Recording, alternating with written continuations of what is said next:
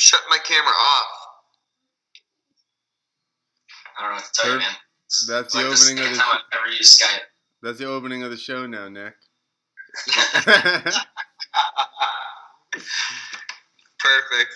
Perfect. All right, we're brought to you by Motion Pro. Get sick tools, motionpro.com. eMOTOcons, so you can send a little pin throttle hand thing like I sent to Mason. He loved it. And that was sick. And loop out Larry. And Stroker Industries with the trigger, so you don't spill gas on your graphics. And that's it. And Moto Pimps for posting it. Moto Pimp's gonna be salty if we leave him out of it. I know. Yeah. Well, he's from New Jersey, so he's a dick. Isn't that right, Mason? You're pretty good friends with a New Jersey guy. Yeah, I like all of them, though. Oh, yeah? Because you're kind of a dick, too, no? Am I a dick? No. I think you're... Hey, I'll hang up right now. No, you won't. See? Well, if you hang up right now, that proves that I'm right. Yeah, true. I would never do that. All right, we got, if you don't know, I don't know what you're doing listening to this podcast, but this guy here is Mike Mason. Ramp to the original IFMAs, the Ramp to Dirt ones. Fucking Nitro Circus, X Games, Do Tour, Gravity Games. Did you do Gravity Games? No, I never did Gravity. That was before my time. That was very early. Yeah. Have you ever been to Rochester, New York? Yeah, dude, I had one of those, almost puked. You're sponsored by them, are you? What do you... No. We were just in Rochester, so I just bought a 12-pack. What are you drinking? Fucking... Coors Light? Yeah, exactly. I had about 8,000 Coors Lights this week, and so I'm in rehab right now. Oh. How the fuck do we get you on an off day? Didn't you know? I mean, I should have specified probably that one of the prerequisites was that you drank. Well, you should have done this on Saturday. Then you would have caught me drinking all day. It hurts, man. I'm getting old. It's the Two Wheel Tuesday podcast, Mike. It's not beer, though. We'll do the I don't know what we could call it on Sunday. Yeah. Sipping Sundays. So what are you doing now? Are you doing shows? Yeah, I've actually had a pretty busy summer. I did the X Games stuff, the TV stuff for all the Moto, and then went to Sacramento for the California State Fair with Berlou and Garland.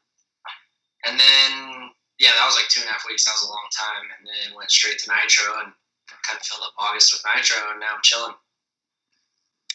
Nice. It's not like the old days where you used to ride all year. It's like I'm lucky if I get like a 3-month window of riding, so that's pretty sweet. Yeah.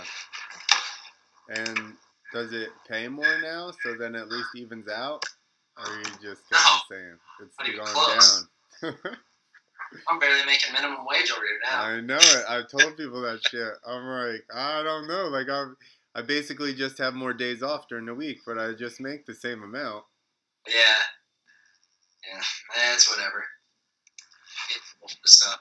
I tell people all the time, I'm like, it's like stripping. It's too easy to go and make a couple grand and then chill. Yeah. You know what I mean? It's like, hey, do you want to shake your ass a little bit and make, yeah, fucking A. Yeah, if I was stripping, though, I'd be lucky if I made 50 cents. Disgusting. No, you would just have to go to some place where they had your clientele. Yeah, like Elko, Nevada or something like that. Yeah, exactly. Like Jackson, Mississippi. There we go. So yeah, maybe then I could make maybe $100. The thing is that you gotta then let everybody just touch you everywhere, even on stage and stuff. Yeah, I'm alright with that. Okay, fine. There you go. We were in some strip club, and there was seriously a dude at the stage. Now I came from New Jersey, where you gotta like get lap dances like sitting on your hands. Yeah. You know, and there's the girl's on the stage, and she's bent over, and the guy is just holding on to her hips, like grinding on her and shit. And I'm like waiting. I'm looking for the bouncer to come and clip him. And next thing you know, I hear the DJ is like, I guess we can see who the real men are in here. And I'm like, oh, shit, they're calling us out. Yeah. Yeah, it's sketchy, though. It's a fine line. You never know what you're supposed to do in those damn things. That's why I hate them. Yeah, it was gnarly there. Yeah. When did you raced arena cross a lot, right? Yeah, I started in Supercross, and I only did like probably 5 or 6 of those, and then did some outdoor nationals, made 5 outdoor nationals back in like 2000. Yeah. And it was fun. It was just something I kind of wanted to do. I wasn't looking to do great at them. And then arena cross had the jump contest, obviously, which was $500 a night. So, if I could win, which I had some decent tricks back then. So if you could win both nights, it was $1,000, and it would at least kind of pay my way. And then, I started throughout the series. I think it was 01 was my first full year. And yeah, I started making all 4 of the main events in the weekend and winning both the jump offs and started making some pretty good money. Sweet. So that's why you hung on to arena cross longer, huh? Yeah. Because I hung on to it. You were actually making money. Like, I bailed out of arena cross immediately because the most I ever made it was only one night, but I won the jump off and I got third in the 125 main, and I made like $600. Yeah. Yeah, well, now, relatively speaking, what we know that freestyle pays, it's a lot different. But, for racing, like I said, I was going to the nationals and getting like 23rd and getting like $125 check. Yeah. So it's like, that was just a waste, So if I did go to arena cross, and, I think my best weekend was probably like $3,000 or so, with all 4 mains and the jump offs. Yeah. That was sweet for me. I was spending all of it because we just lived on the road the whole time. But, right. I hung on to racing because I always thought I was a racer, even though I knew I wasn't because I never trained or never did nothing. I just rode. But I never wanted to be a freestyle guy. And then once I kind of realized that freestyle was pretty sweet, I'm like, yeah, I'll make it. It was a hard one for me to quit too. I'd put a lot of years in and ridden a lot, and it was like, I remember all my friends that raced were like, see, I had the opposite. All my friends continued to race. So they were like, man, you're really going to quit and go freestyle? And I was like, yeah. They offered me $300 in a hotel room. Yeah, exactly. Everything's paid for. You're killing it. Like, I lived on, my first year of freestyle, I lived on Burnett's motorhome. And I was making like $500 a show, but everything was paid for. I was like, this is living. I don't have to work on my own bikes. I don't have to do nothing. I just show up, a ramp kit set up, and I go hit the jump. Yeah, that's not us. That was not our deal. Yeah.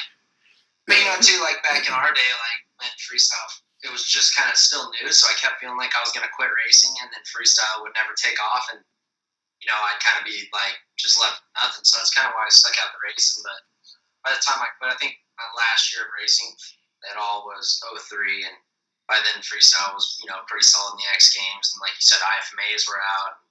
There was a ton of stuff, so it was a pretty good time to switch. Yeah. I think I bailed in like 01. Yeah. Are you back, Nick? Kind of, yeah. I just thought I could sneak away. Yeah, I'm just looking at this picture of him drinking a beer. It's taking like 2 hours to drink this beer. Yeah. He's very slow. I'm new to this. I thought the Wi-Fi would work. That didn't work. You were talking shit before about me, and now you can't even get your camera to turn on. Because I was in the position to talk shit, so of course I did. It's true. You got to take them. Yeah. I got nothing. I don't know what's going on. I didn't change anything. The hurricane's screwing you guys up there in the middle of the country. That's right. We're getting that rain. He's one of those flyover states, Mike. Oh, yeah? Yeah. I'm the best flyover state. What the hell state is that? I don't want to say. Okay. That's good enough. He's from Illinois. Oh, I like that state. Oh, cool. I think I saw you do a jump off at Arena Cross, I don't know how long ago. And you did, it was like DMX was playing. And he did like a switchblade. I'm like, that's what I want to do. I want that. I think it was at Rockford. Yeah. Now every time I hear that damn song, it still reminds me of like 2001. I'm like, Jesus. I know, but it was awesome. It was like I was like this kid watching. I'm like, this is the shit right there. I gotta do that.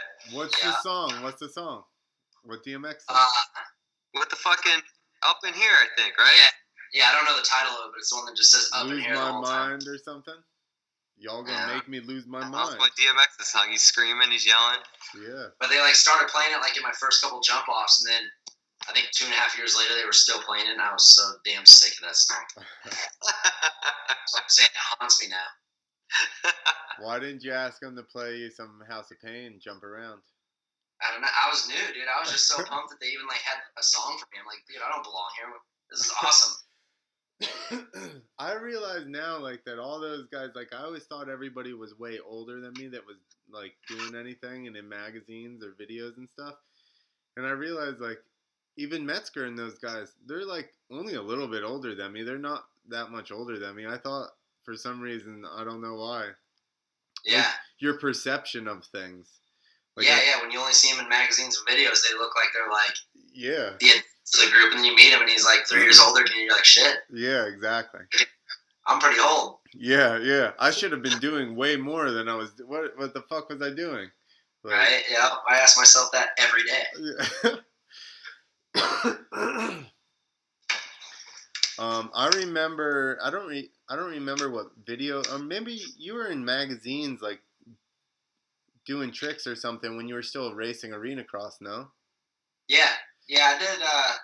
Well, I got some pretty good coverage from arena cross. Like it was like I think I was in motocross action or something first time. Like I was so pumped, you know. And like I was in like the what is it, the contents page or whatever it would be. You know, I opened it and didn't even know when I was in there. I'm like, dang, dude, I have made it to the big time. I was all amped on it. I was like, it was all from arena cross. Yeah, well, because I remember seeing that stuff, and I'm like, dude, who's this fucking racer guy? Like you just had good style on your tricks and stuff.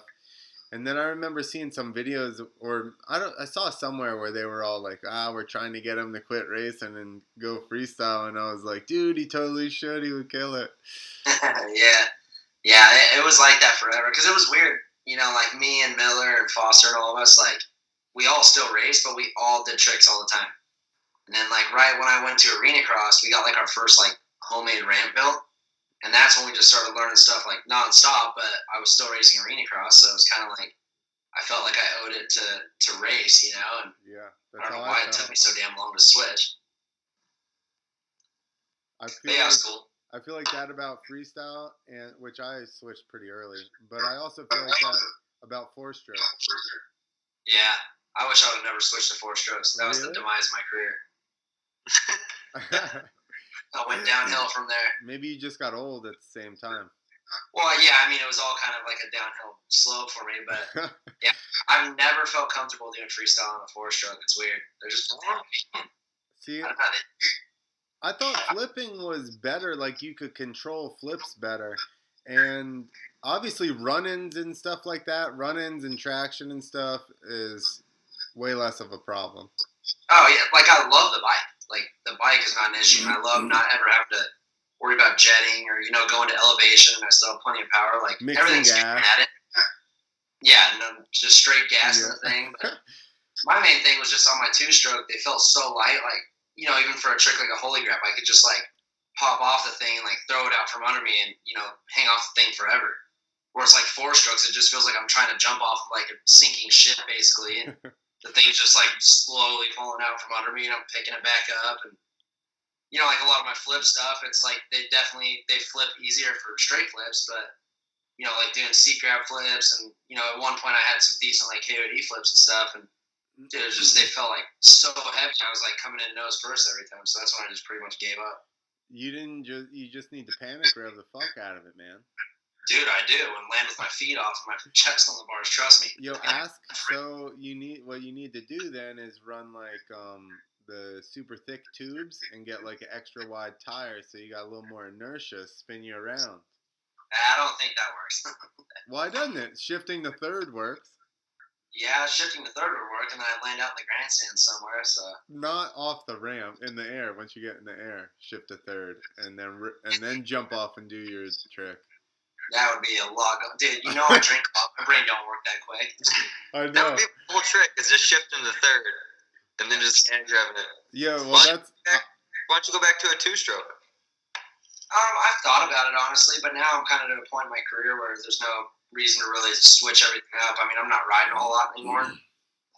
Just have to kind of go back and relearn because I rode Miller's KTM 2-stroke not too long ago, and the thing felt so gnarly, like it was so light and vibrating. I'm like, oh man, I can't even picture doing tricks on this thing anymore. So. Well, and the KTM's are supposed to be fast, right? Was the thing? Yeah.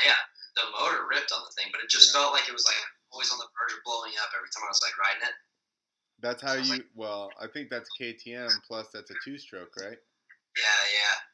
But I saw, I mean, obviously it was just rumor, but everyone was saying Honda was coming back out with a 2-stroke, and man, if they ever did, I would jump right back on that. Those were the best bikes I've ever rode, I think. I heard that they have the patent on injection on a 2-stroke in Japan. Yeah, that'd be sick. That would be sick. But I think they were one of the first ones to bail out. Yeah. Right? They were they bailed right away. But I mean, it was for the right reason. I mean, no one wanted to race a 2-stroke no more. When you had guys on Yamaha 450s, you can't have guys on 2-strokes out there. So yeah, and I get it, but 2-strokes were awesome, man. I felt great. Like that was the best times of my career for sure. Was riding those things and just feeling like super comfy on a bike instead of feeling like you're riding a damn tractor all the time. I think maybe I got bigger and lazier, so now I'm like, bring on the tractor, son.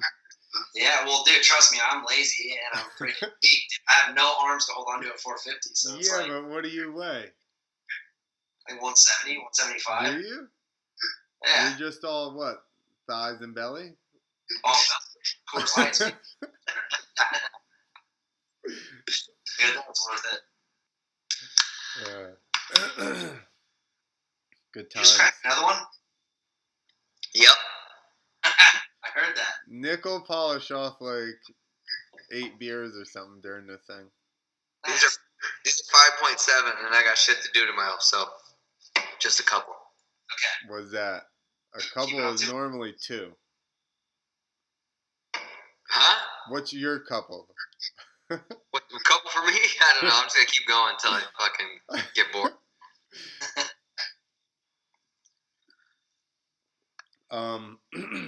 What do you think about? What'd you say you announced at X Games or something? Yeah. I did all the TV stuff for all the Moto with Cameron Steele. Oh, that's right. That's right. Fuck. Come on, do your research before you get me on. Yo, we don't research shit. That's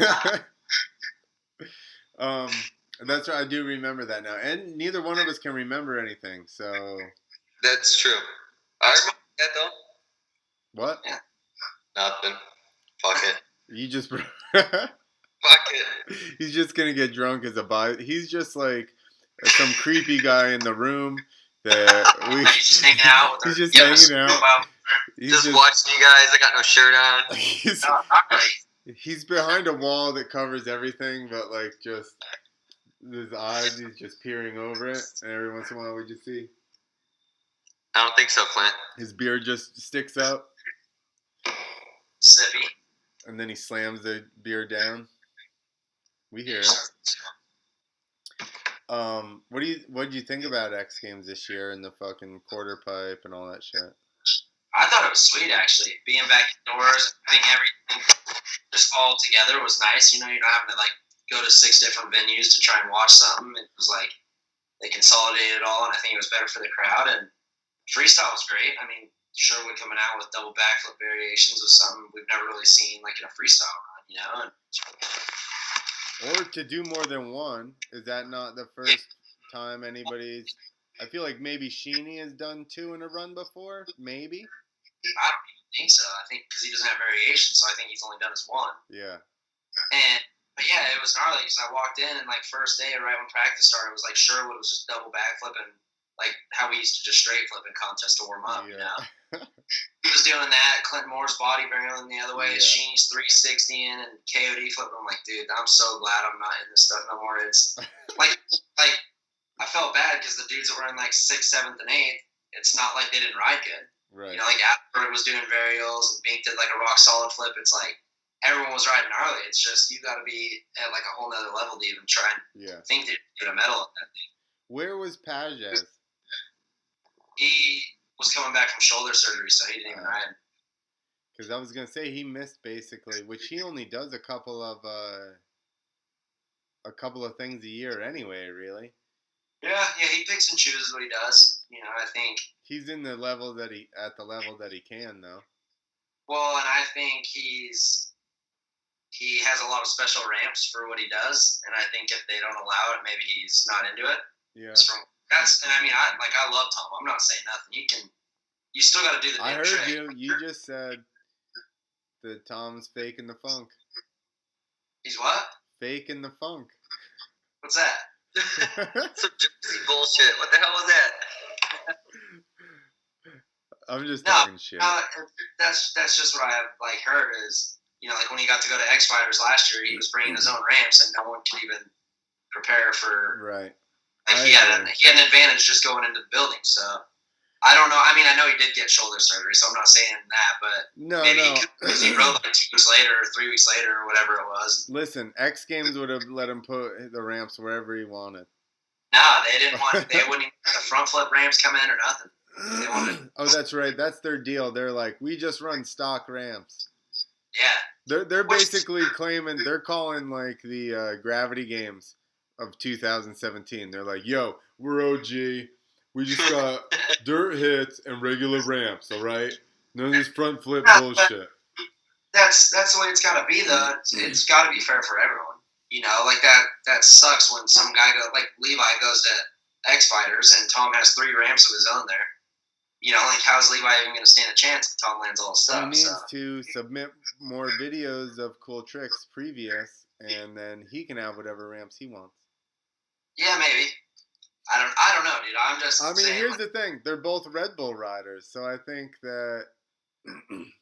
Yeah, but Tom's pretty tight with the actual promoter people. He's been with, the Spain crew, because it was actually called Fly Group that started. Yeah.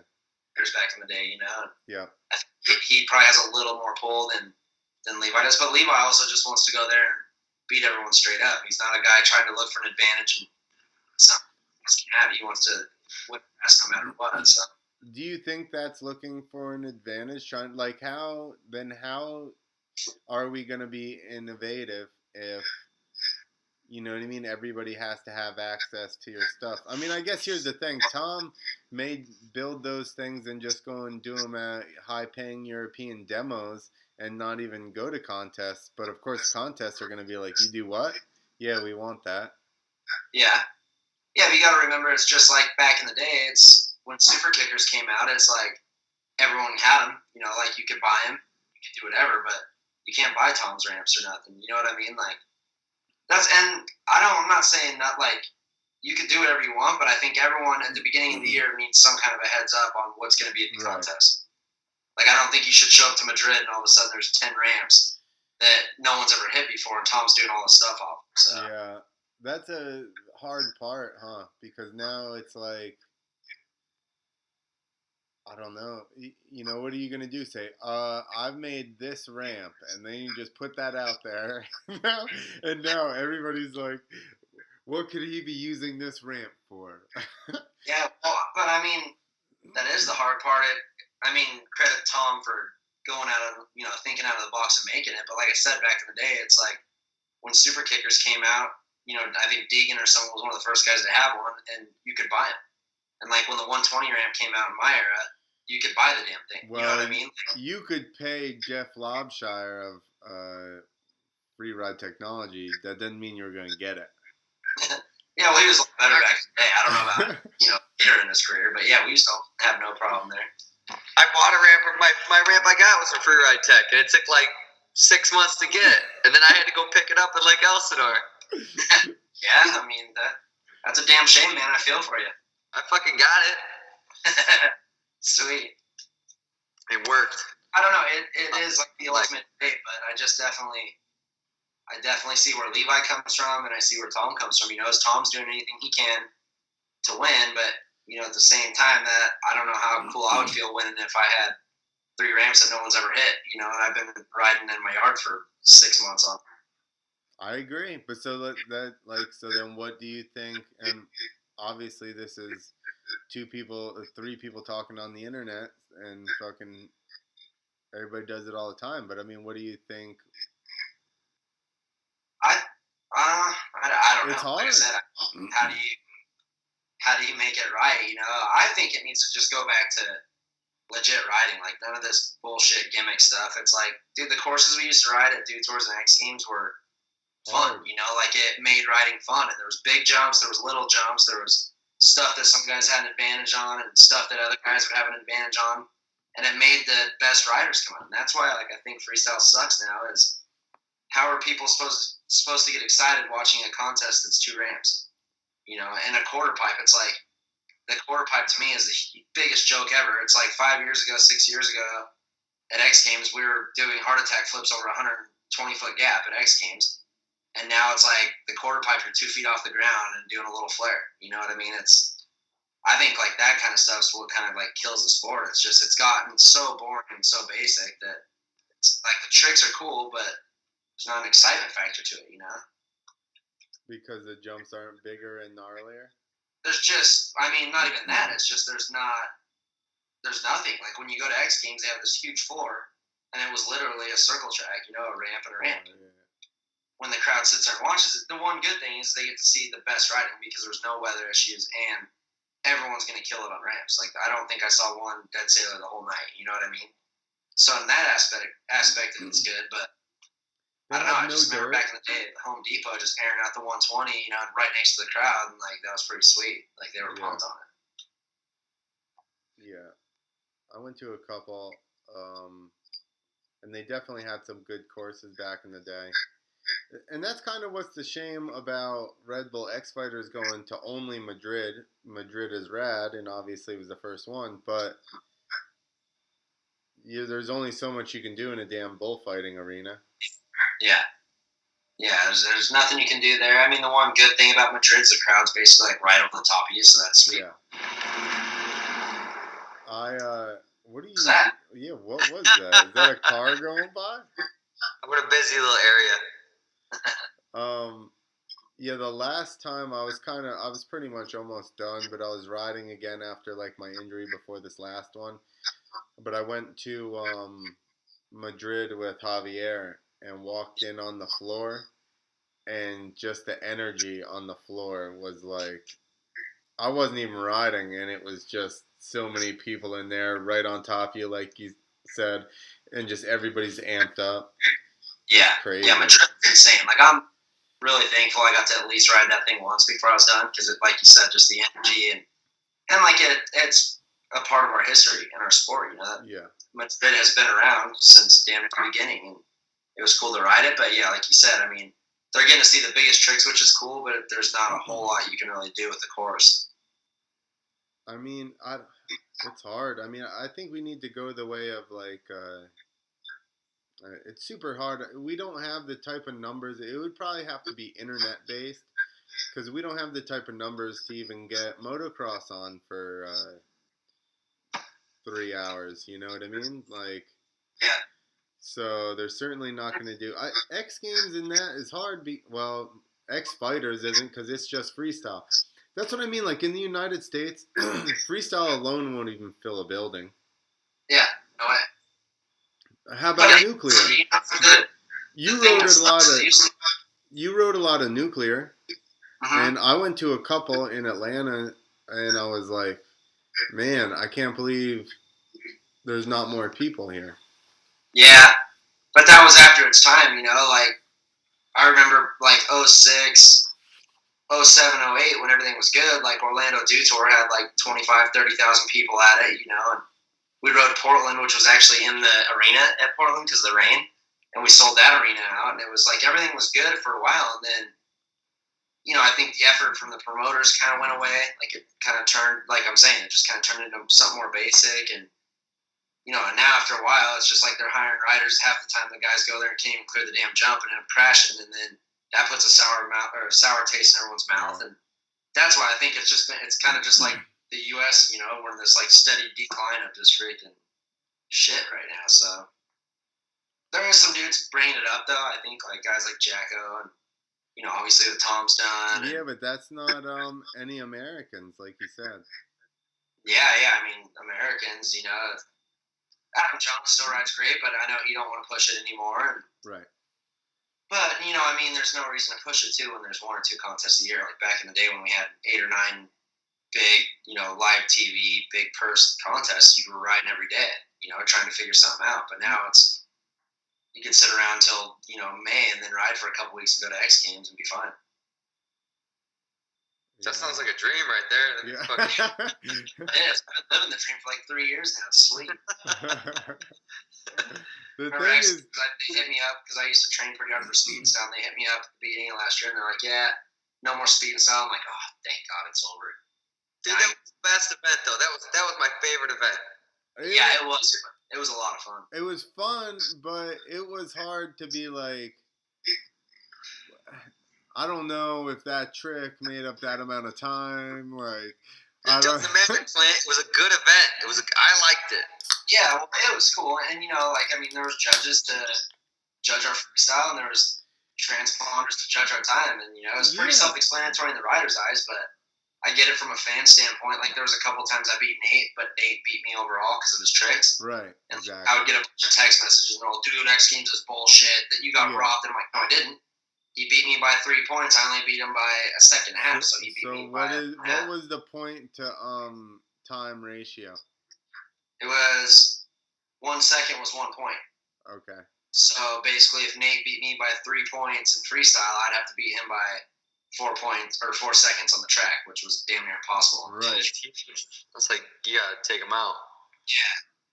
I mean, like the year that I beat him, I think he messed up a trick. So our tricks were only he got 2 points more than me, and I beat him by 2.8 seconds. Barely beat him. So it's pretty gnarly, but I didn't even mind it. It was just fun for me to kind of race and do freestyle. You know what I mean? And get to be on a gate again. Yeah. Here's the thing with freestyle in general is that you're always going to have that because it's always a judgment call. Mm-hmm. Yeah, but if you get people that know what they're doing, it validates what their answers are. It doesn't matter. Some dude on his couch right now knows better than you or whoever else. No, I know, but what I'm saying is I judged it was kind of a fake contest anyways, but last year at Monster Cup, I judged, Foster judged, and McGrath was with us, Seth Enzel was with us, Drake was with us, and McGrath literally was sitting next to me, and he's like, "What trick was that?"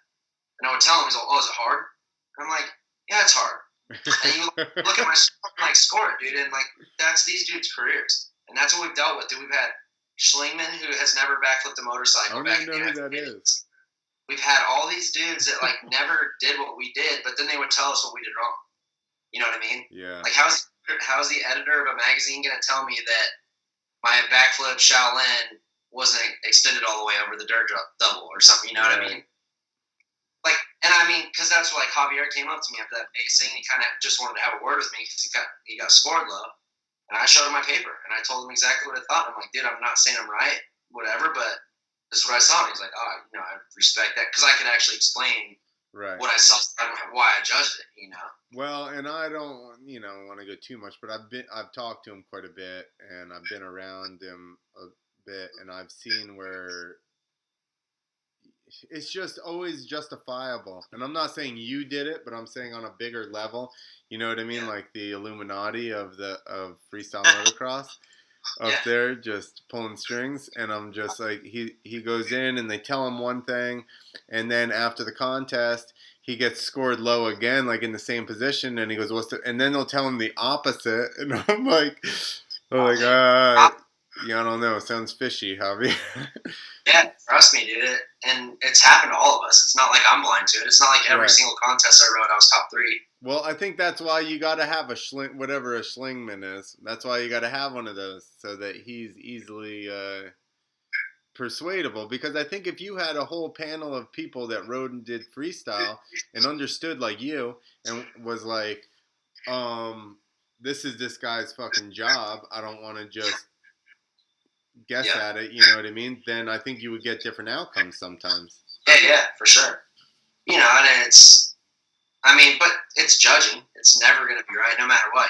If you had 6 of the top freestyle riders judging themselves. Like they had to judge the contest, kind of like Real Moto was a couple years ago. Someone's still gonna be pissed, and that was all the best riders in the world judging each other. So it's never right, but I just definitely like hearing an opinion from a rider rather than someone that doesn't know, never has done what we've done. Yeah. Who was pissed? Like Mike Jones? Oh, Mike Jones he was like, dude. Dude, my first ever contest I judged, and he got 4th. He got 4th. He wasn't flipping. There was 3 dudes flipping. He got 4th, and he came into the judging tower and wanted to beat us up. And then Brian Manley, who's in his wheelchair, dude, was wheeled over to him, was about to kick his ass in a wheelchair. I'm like, oh my god. Yeah, the first contest I did real ones. I did the Ramp to Dirt IFMAs in 01 or something. And him and I can't remember, maybe Jake Wyndham. Did he go to the judges? Jake hated the judges. I feel like both of them were going to the judges you motherfuckers, and I'm the 2 biggest dudes here are yelling at everyone. Yeah, you needed an armored guard truck to sit in, dude. So it was scary when those guys would come out to you. Yeah, I was like, I'm gonna get out of the locker room now because both these guys are fucking super mad. Yeah, but I mean, it's whatever. I could go on for hours about judging, but like I said, you just have to ride it out because, I've gone through so many events where the judging sucked, and then I've rode decent and gotten top, 3rd, 2nd place. Yeah. So I just got to realize that, that some days the judges are on my side. I think 2013 speed and style, I was getting top 3 in the freestyle scores in qualifying, and I had nothing. I had a heel clicker flip and a whip flip, and I was top 3 at both the World X Games. And then I went to LA, and all of us did these same exact tricks. It was 3 weeks after Munich, and all of a sudden I was in 7th on the freestyle tricks, and I'm all, you guys switched. It was the same judges and everything, so it's you just got to take the good with the bad. Style helps out a lot, Mike, because I never had any of those days where they were like, oh, you were really good today. I'm far and few between, that's for sure. No, you were fucking always, I don't know, I was always a fan. I didn't know you at all or whatever, but I was still and even your persona on everything, you seem how you are now that I know you the very little bit that I do.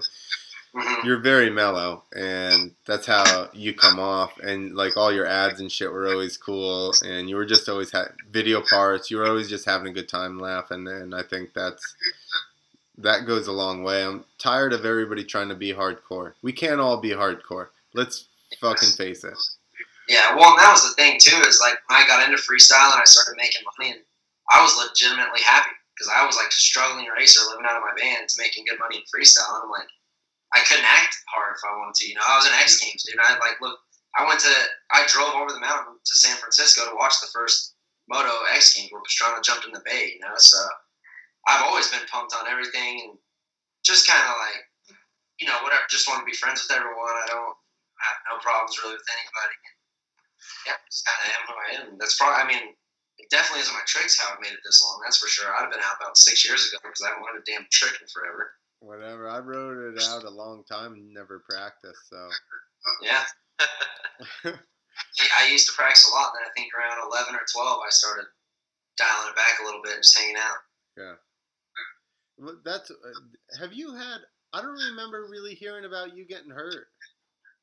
No, I've had a pretty good career. I've had 1 year, after Orlando Detour in 07, I had surgery on both knees because I tore my ACL and then actually broke the end of my femur off on my other. So I did break my knees in, and that put me out 4 or 5 months. But that was winter, so it didn't matter. I did it right after Orlando and took the winter off. But I've always been a real calculated dude. I think it maybe came from my racing background or whatever. But I'll do a trick when I'm ready to do it. I've learned seat grab flips at Miller's and went to a contest that next weekend and did not feel good on the ramp, and I wasn't going to wing it just to try and get 3rd compared to 5th. You know what I mean? If I wasn't comfortable, I never really pushed myself.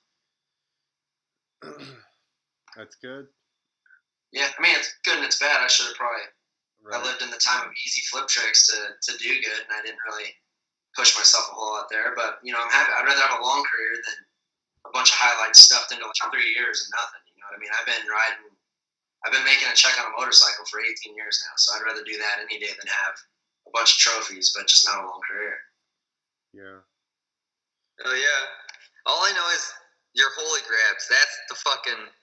Like I was convinced I was gonna learn those one day, and then that's never fucking happened.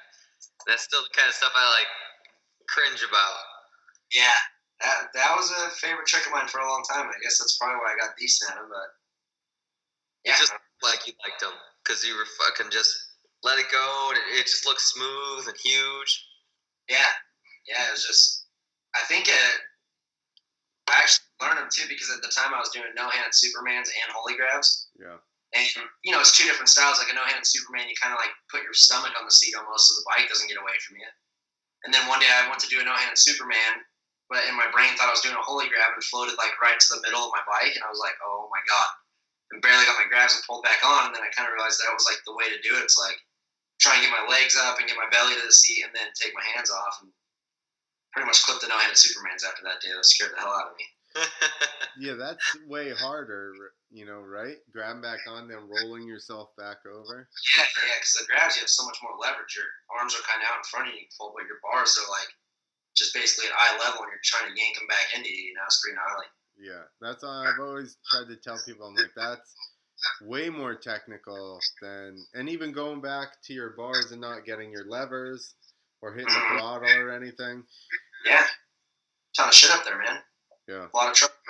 Yeah, it's way easier to just go at your seat. Yeah. Yeah, but if you miss a holy grab, there's no like backup plan. There's no you like front flip. Miss your bars, you can try to grab a seat. You miss the holy grab, it's just like maybe some fender.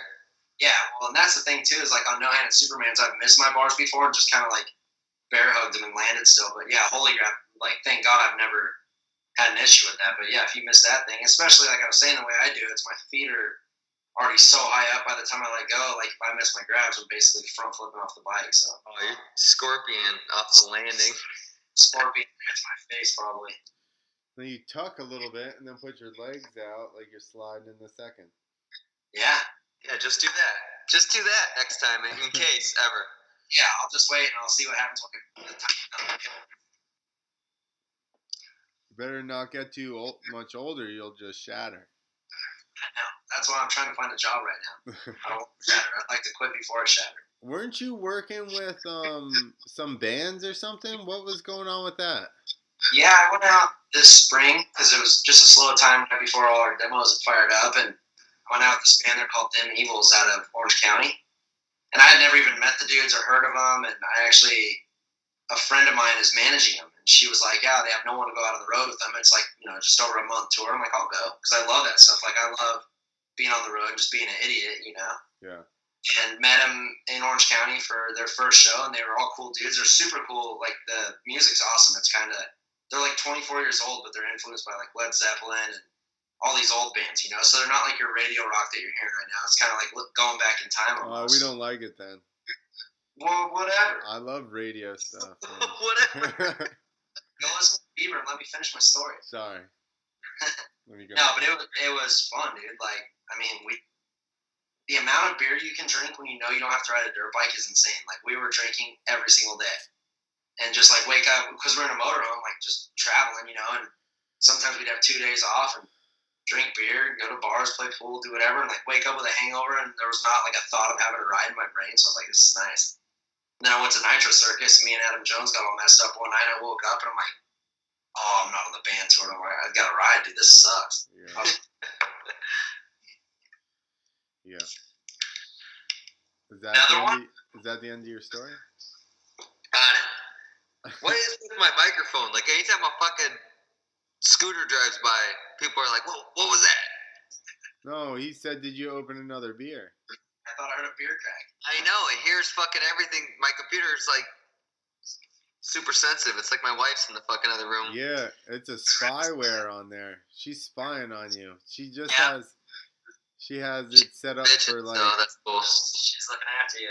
She doesn't care what you're talking about. She cares what the sound effects in the room are. Yeah. She doesn't care. She's fine. She knows that Nick's got no game. He's not trying to pull anything. he's a good boy. That's right. That's right.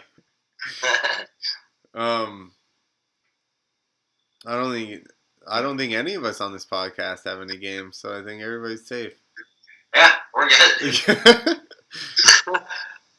weird. The only time I've ever had games is just when I'm completely drunk and I say the stupidest shit and some chick thinks it's funny. Like, I've never been the guy to walk up to the bar and be like, "Hey, how you doing?" Yeah. Comes up, I'm never that guy. Yeah.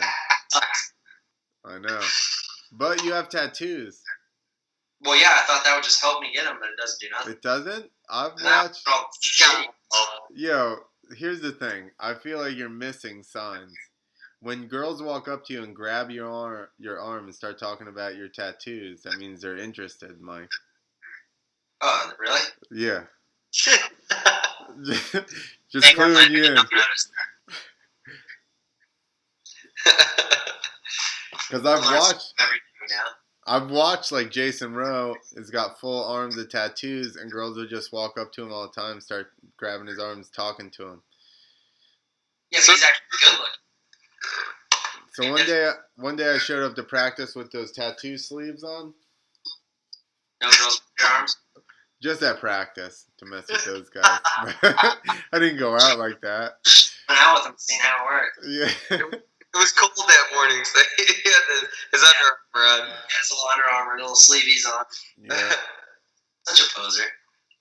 Yeah, I was trying to be you. Don't ever try that. It sucks. I was doing, instead of doing holy grabs, I was just doing no-handers like you. Yeah. That's it, dude.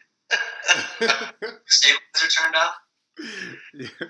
I put my levers really high, and then I just jumped off, and I just did no-handers, and I let my arms flow back like real slow. Yeah. You really get that feeling of floating away, huh? That's right. Proud. Just While I hooked my shifter so that I didn't fall off my motorcycle. You were aware of that. I know when you slipped. That's what he was talking about, shifting in the third, because he's doing a sword. Doing right side up, no-handers. Yeah, no-handers, shift to thirds. In case you nosedive, you can throttle out of it. Yep, true that. You're smart. You're smarter than you look. See? Because I would get excited and jam on the brake without touching the clutch. So then in third, it would start back up easier. Yeah. You're starting to lose me now, dude. I'm just going to listen. That's good, because I'm making stuff up. Good. Yeah, mechanic talk. Yep. Do you remember Steve Elrod? Did you ride with him? Yeah. Oh, yeah, I rode with Elrod. He would pull his clutch in before he landed, and that would always trip me out, because his bike sounded all weird when he would land. Yeah, like takes off. It's like he's on a slider. Just goes ripping. It's all quiet. Gain speed into the fucking tunnel. Yeah. Yeah, there's been some weird habits in freestyle, that's for sure. When I was learning the flip, I was so tripped out. I checked my gas so much that the petcock would actually go like past on. Yeah, you're wearing it out. Yeah, I've wore it out. Yeah. Can't be doing that, man. I know. My petcock won't even fucking move. It's just glued on fucking on. Gas all the time. That's just to be safe so you never mess up. I shut this thing up. I should have done that. I should have just glued it open so I didn't have to fucking check it. Yeah. Yeah, just leave it open. Who gives a fuck? It's just, what's it gonna do? Flood it. Dude, I needed some kind of... No. It was while I was riding. Like, I just needed some kind of nervous thing to do. Why were you so nervous, dude? It was just a flip. I know. Well, yeah, I was scared. Do you like fucking all tough, dude? It took me like 6 months to flip. I just like giving you shit as much as I can. Yeah, well, I'll admit it. People like to call me out, and I'm like, listen, I never said I was that good. I don't understand why you're calling me out. Yeah, that's what I always do, too. Yeah. I never bragged to anyone. If you can find anybody where I was like, I'm the shit, then I'll pay you $100. But I guarantee you... I'm going to find some of these fair shows you rode, like maybe like whatever Monster Jams or whatever you did, and I bet you there's someone in the crowd where you were like, yeah, I'm probably one of the best freestyle dudes there is. Yeah, that was me in the hotel room. Clint would wake me up, slapping me. Who's going to win tomorrow? Who's going to win the jump off? And I'm like, I don't fucking know. He's like, Esposito, say it. And he would fucking smack me around. You're trying to act all humble and shit. Listen to you. blowing bong hits in my face. He was fucking ruthless. I was the only one flipping there, so I knew I was gonna win. I know. You were cool. You know, I felt like I was cheating the whole time. I was like, he's way more technical rider than me. I'm just gonna do this thing at the end where I tug on my handlebars. Every night, just wake up, bitch. Unbelievable. He's a little silent when he drinks and smokes. Yeah, that sounds like a guy that mainly smokes weed is busting in and smacking the drunkard that stays up all night. Does this sound realistic? Drinks that get a full night's sleep. If you start drinking at like 2, you're in bed by 10. Are you? Me?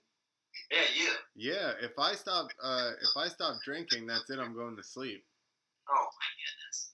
Yo, sometimes when I want to take a nap after lunch, I'll have a drink at lunch, and then when I get home, I'm ready for a nap.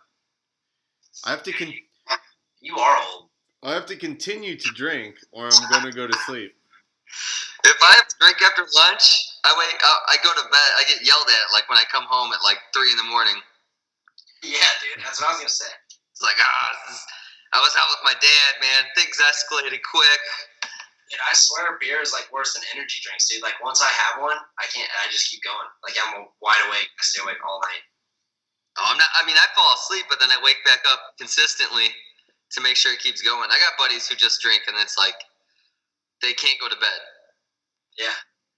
I mean, I can put myself to bed, but there's been times where I think it was maybe like 2 weeks ago, dude, we drank for 15 hours straight. That was at the Nitro show with Adam. We had a 6-hour bus ride, dude, and it felt like it took an hour. And then we got off the bus at like 2 in the afternoon. We drank till like 3 in the morning, and then I was hurting the next day for the show, though. I didn't feel well. Did you hydrate in the between? Shows on Nitro? What's that? What time's the show you had to do on Nitro? It's just like half freestyle and then half Gigantoramp, like BMX and all that stuff. So they kind of split the show up. And I don't have to do nothing. It's sweet. When do you got to be there for that stuff? Is it 1 a day or is it 2? Just 1. Yeah, like usually not till like practice is like 3 or 4. So I mean, I had plenty of time to sleep it off. But when you drink for 15 hours, it doesn't exactly just burn off, and you're feeling good by noon. You know, it was like I couldn't pull out of it, man. Sucked. But it's so fun at the time that I couldn't tell myself to like back it down a notch. How old are you, Mike? 36. I just had a birthday 2 weeks ago. Oh, happy birthday. Clint, how old are you? Fuck you. I'm 36. I'm going to be 38 next month. Yeah, dude, I'm right behind you. Gross. And I'm 40, dude, so we're fine. Dude, you want to see my wrinkly old balls, Nick? Oh, man.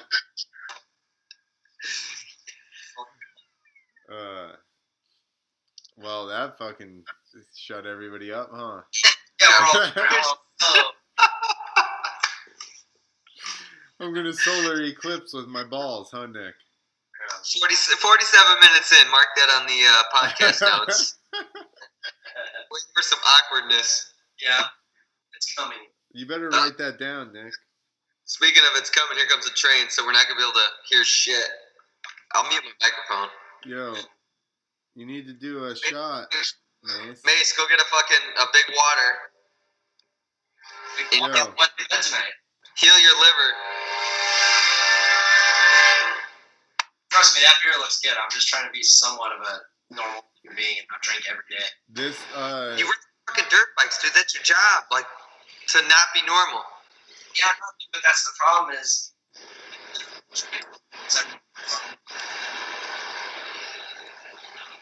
Yo, looked like he was just lip syncing because I couldn't hear anything. Hey, this train shot's brought to us by the Moto Pimps. Anyway, your fucking mic went out and all I saw was... It's the train, dude. The train's so loud, dude. Fucked up everything. It drowned everybody out. I think Mike almost got out of his seat to go get a beer. I thought about it. I was rolling around thinking about it. He was ready for the Moto Pimps train shot. Are you fucking with us, Clint? No, why? I couldn't hear you. I thought you were trying to talk. No, don't worry. Everybody at home can hear me. They just can't hear you guys. Yeah, right. You were messing with us. Yeah, I ran that train audio so that you guys would shut the fuck up. Got a real prankster on our hands. Yeah. Regular comedian. What is the garbage beer you're drinking, Clint? I wasn't paying attention earlier. Genesee from Rochester, New York. Gross. It's cream ale. Cream ale? It's your favorite. That's a can of jizz. Have a can of jizz, pour it down his mouth. Yep, do the super pour. Fucking sicko. Yep, I agree. You guys are a gay.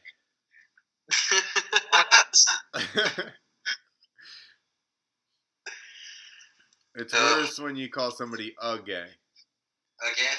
Call two people a gay. A gay. You guys are a gays. That's even more better. Yeah. That's more better for sure. So you're not a fan of the quarter pipe, I take it. How about big air quarter pipe? Yeah, that was sick. Because that just looked like a big boot around the hills. You know, those dudes were so freaking high off the ground when they were hitting that thing. Yeah, there was nobody sitting behind it anyway, so they should have had like a big wall or those big columns that they have for quarter like snowboard quarter pipe or whatever. Yeah. They needed something like that. Yeah.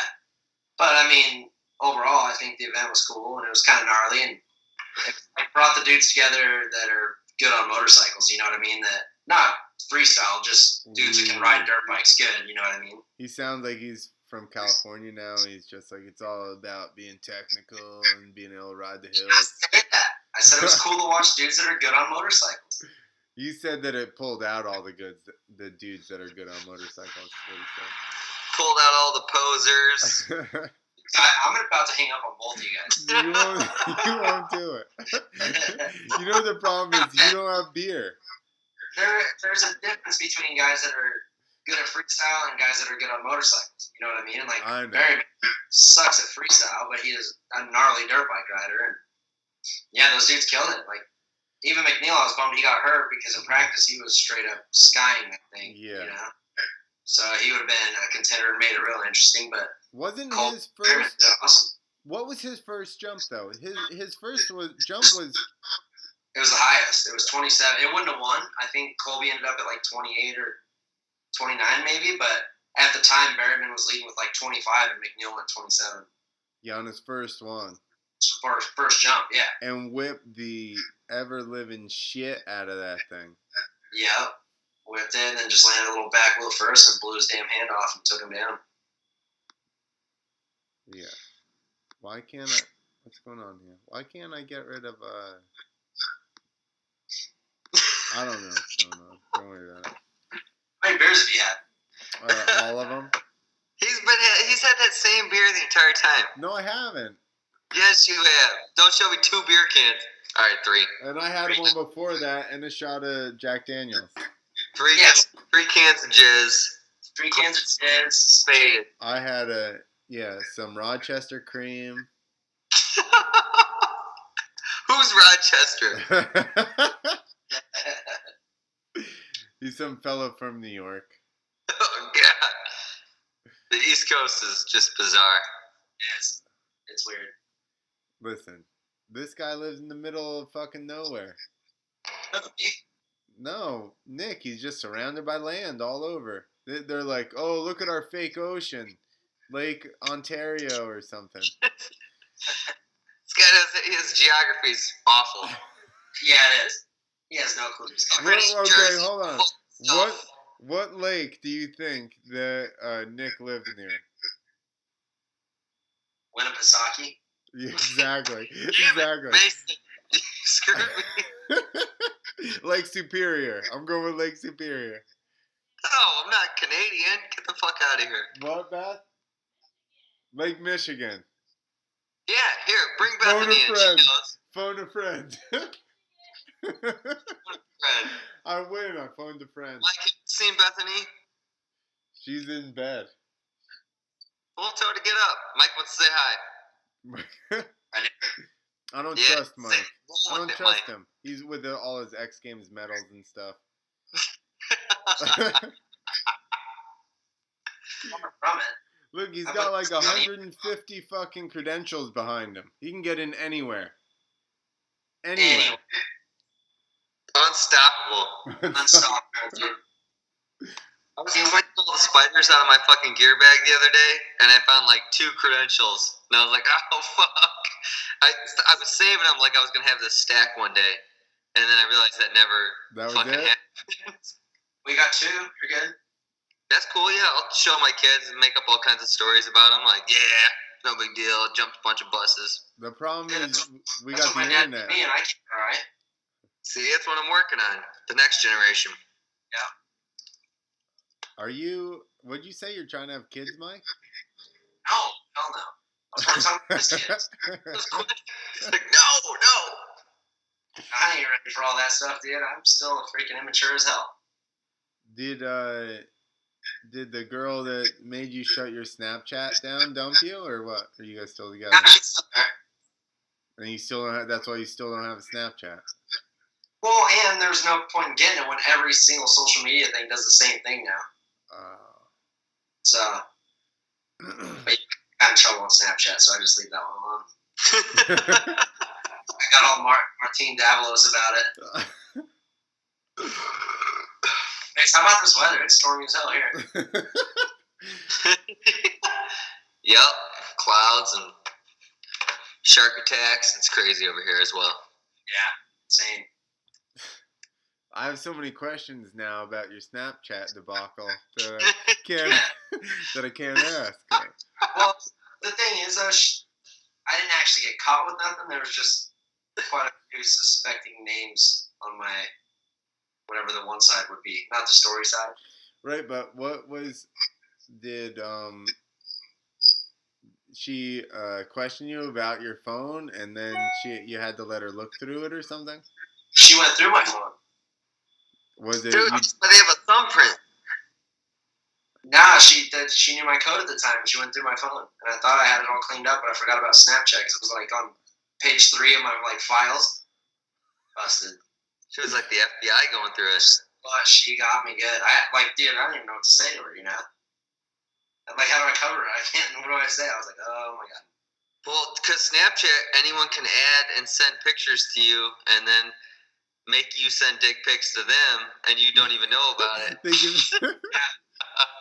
You haven't done it. I send those because that thing's tiny, dude. That'd be so embarrassing if it ever got let out. See, there's more to the story. It's like girls that he had already talked to or something, because there's no pictures or anything left. So it was obviously incriminating names. It was just people that he had already associated with or something. Yeah. Well, fuck, who cares? That's what I said. You deal was. That's Snapchat, dude. You can't trust. The internet is everywhere now, so everyone's everywhere. Yeah, like 3 of us right here with the internet. But you're not allowed to follow him, Nick.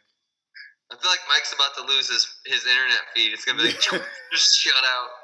Dude, no, but we have some gnarly lightning right here. There's been a couple times it's like blacked out for a second. I'm like, oh my god. We're still good though. All right, we'll see. We shall see. Somebody's gonna come popping in that back room with a knife, or at that back door with a knife, and we're gonna be like, "Oh no!" Look, just in case. Mike's chick just stabbed him on the damn podcast. It'll be our most successful podcast ever. I got some viewers. Guitar string hydrator. I'll just squirt it in his eyes. No, we're talking about your girlfriend. She's coming in to stab you. She lives in Los Angeles. I'm good. Oh, you're safe then, till next week. We're safe. Just no burglars or murderers coming in. We'll be good. Let's see. Hey, Nick, have you checked if... Sorry for the video feed there. Have you checked if anybody's on YouTube? Everybody likes Mike Mason. And, Moto Pimp's on. Danny Wayne says... As soon as I tried to open that, your guys' audio got slow, so I'm just going to abort that. You're going to have to chat for me. I was already on it the whole time. Oh, sorry. My bad. I don't know. What do you want me to read? What was I reading? I don't know. What did either one of them say? All right, you don't have to read. Listen to this guy. He can't be seen, so he's just. What are you doing, Mike? Are you smoothing shit over by text? What's going on here? Danny Wayne says Mason has the best holy grabs. Yes. We covered that, Danny. What the hell is two-wheel cirrhosis Tuesday? Cirrhosis Tuesday? That's what Danny Wayne says. Do we have cirrhosis? He says, who does Mike think did best in whip? McNeil, by far. Danny Neil by far. McNeil, Berryman. Dustin's were good, but I mean, I don't know. I definitely think McNeil and Berryman cranked some pretty good ones out. Okay, I saw that Josh Hill posted something about buying retweets. Yeah, I don't know what was going on with that. There was so much drama in the damn pits at X Games, and people saying Destin had people like getting like the bots, you know, like hey, you could buy followers and stuff. Yeah.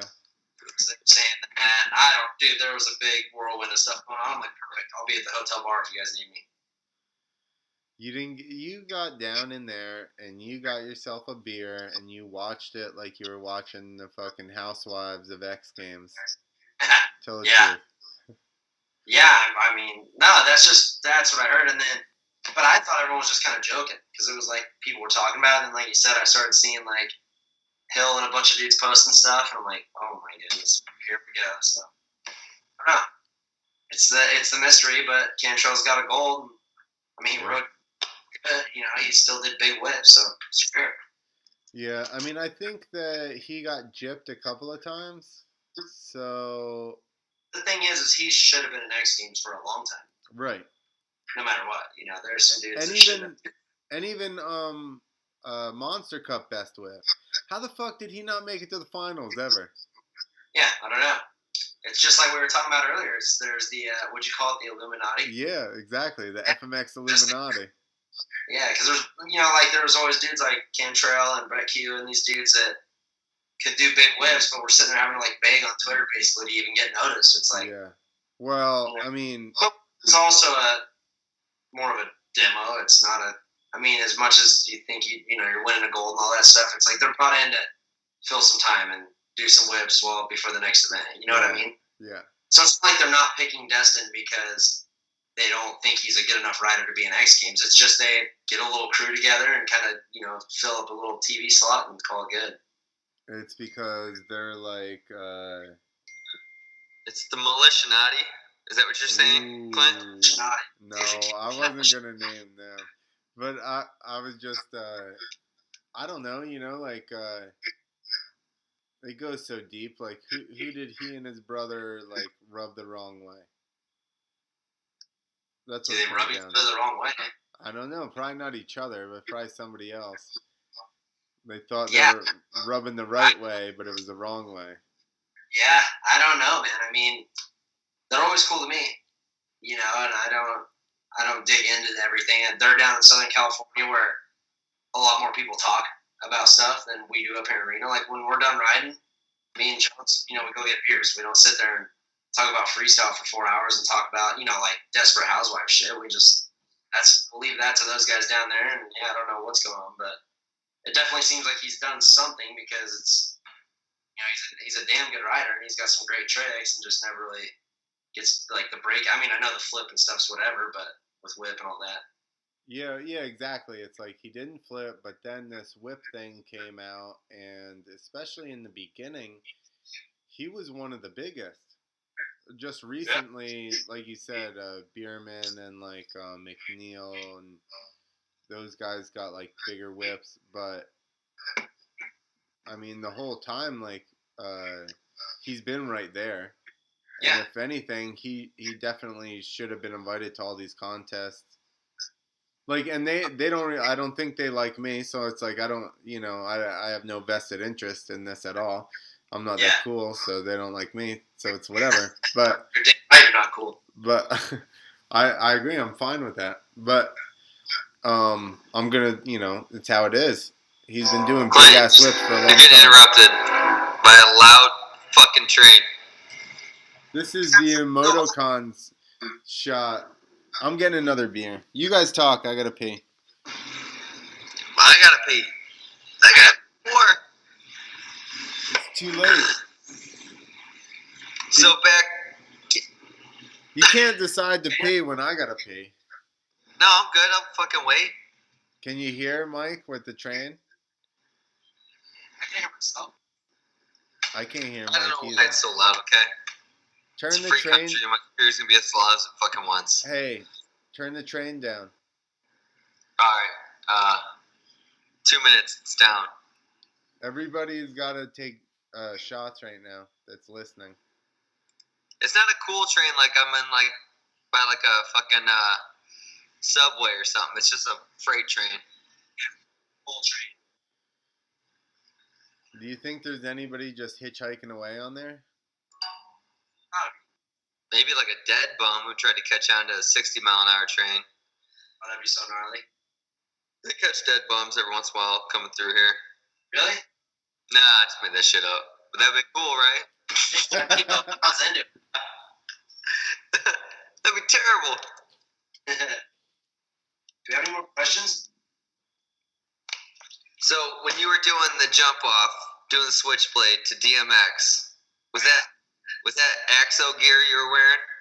Yeah, I was Axo, dude. They were like my first real sponsor. I was so pumped. Got my name on my jersey.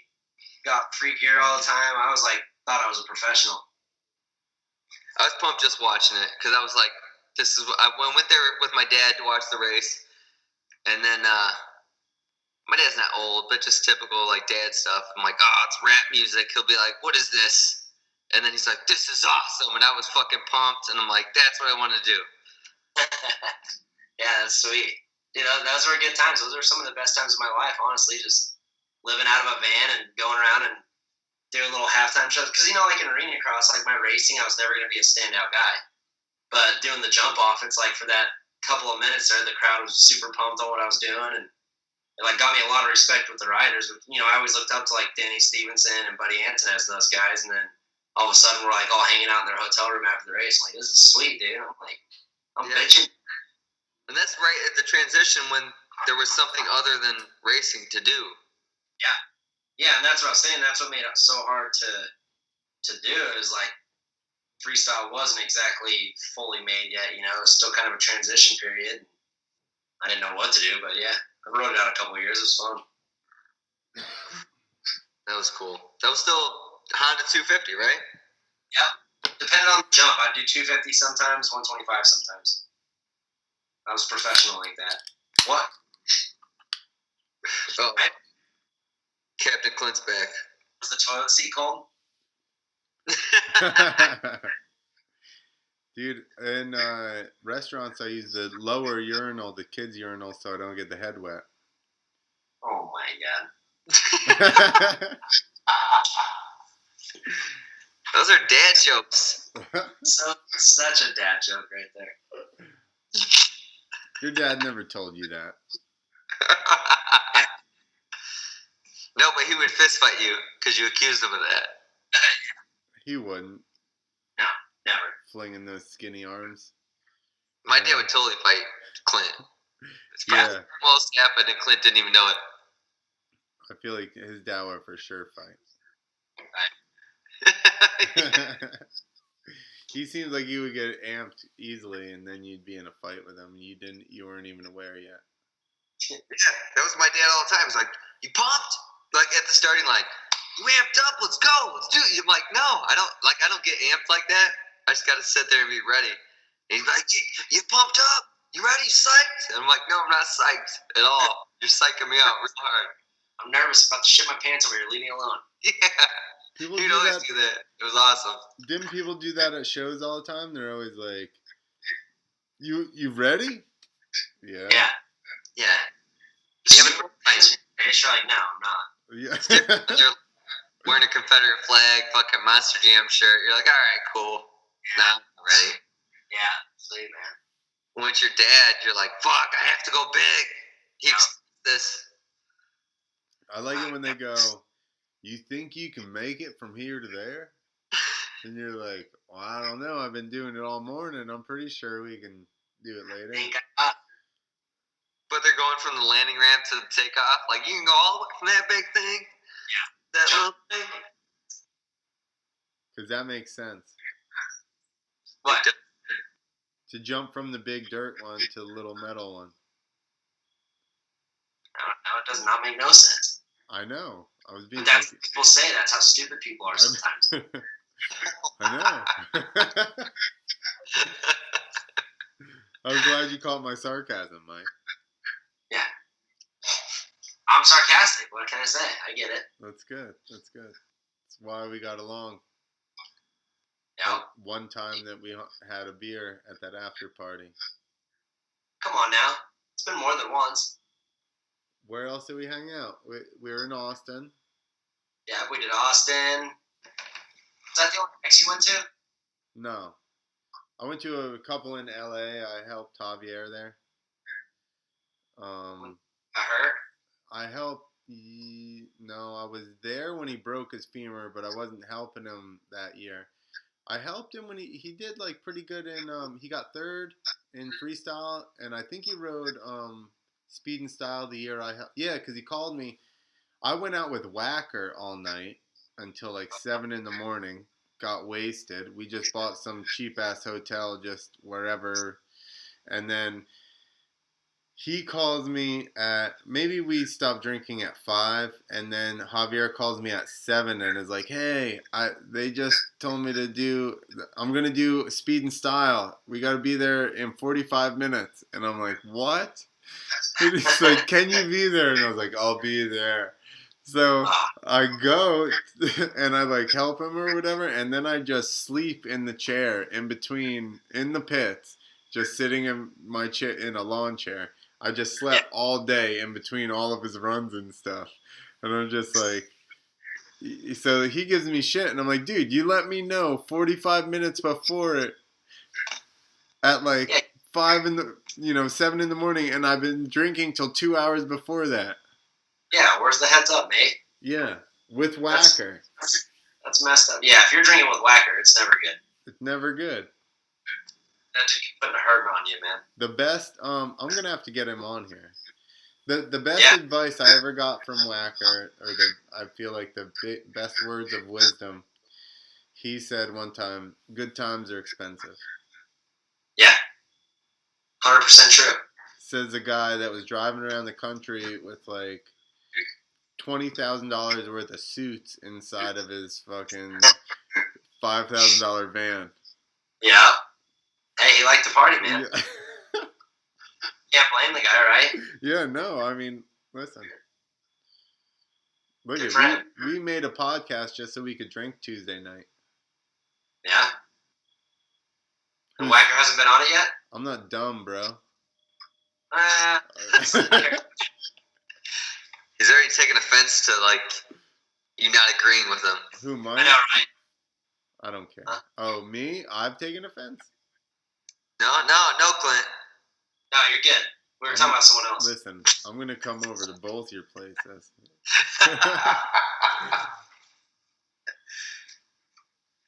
Jersey, bro. Yo, I traveled around the country at the worst fucking time to be from New Jersey. While the fucking... Since the beginning? While the Jersey Shore was going on.